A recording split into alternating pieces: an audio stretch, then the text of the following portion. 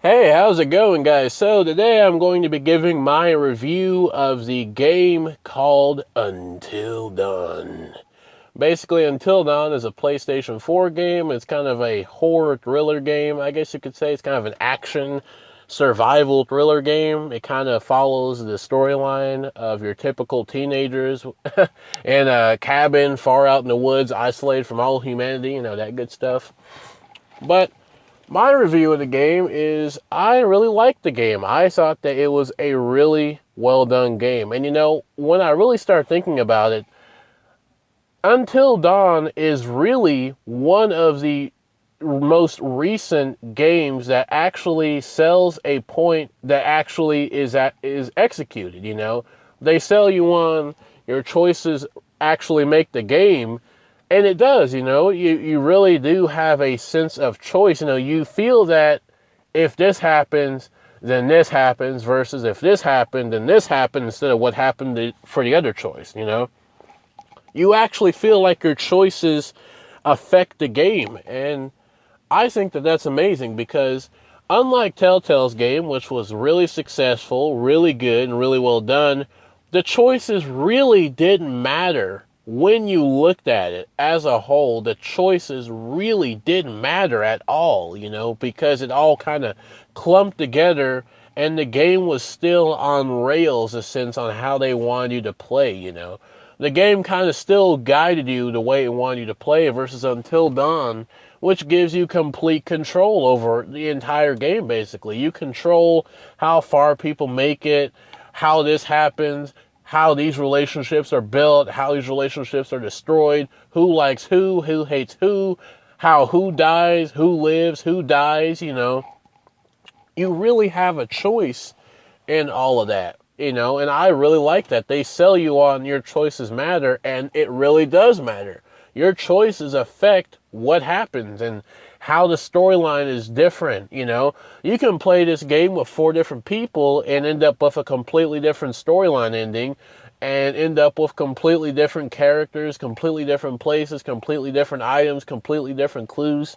You can end up with completely different things. And I think that is completely amazing that they were able to put that into the game and make it where the game actually has a sense of real choice to it. I really like that.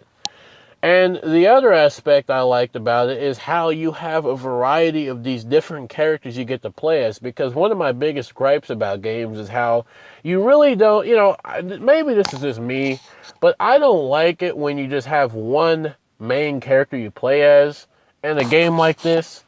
And what I really like about this game is you have a variety of characters that you get to choose from that you can play as, and you get to learn about them, and you really get to, love or hate these characters, and you actually either want to see these characters die, or you want to see these characters live. I mean, a lot of people got attached to the wolf character Wolfie, and, I really liked how they have a variety of different characters to play as. I thought that was really cool how they have all these different characters with different storyline backgrounds, different, physical appearances, different relationships, all this stuff. I really liked that.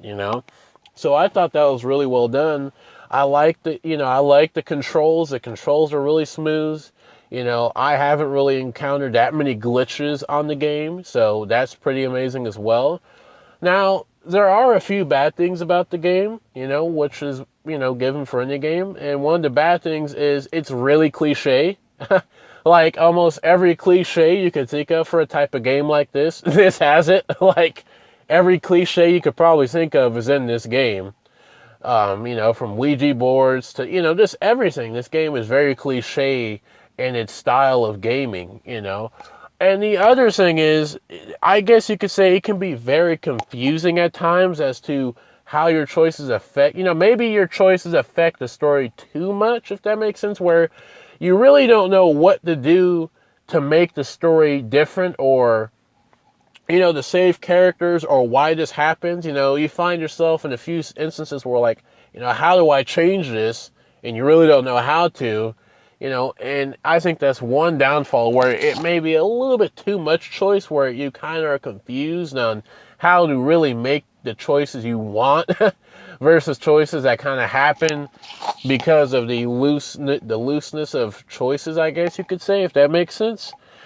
And that's the other bad thing about it, but, that's the only two bad things I can think of about the game. And as far as the graphics are amazing. As as anyone would guess, for PlayStation 4 next gen console, it has amazing graphics. The atmosphere is completely amazing. The ending was pretty nice. I like the ending.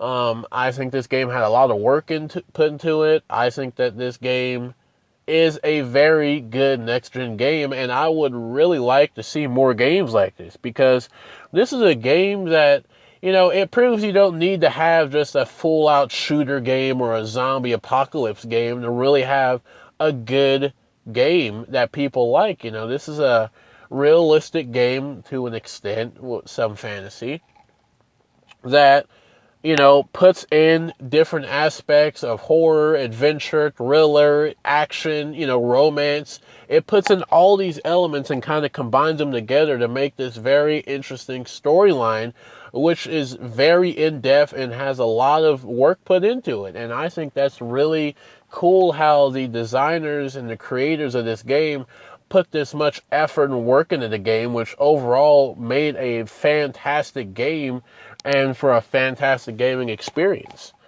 And so that is my review of the game Until Dawn. And if you like my review, as always, like, comment, subscribe, and I'll see you later. Bye-bye.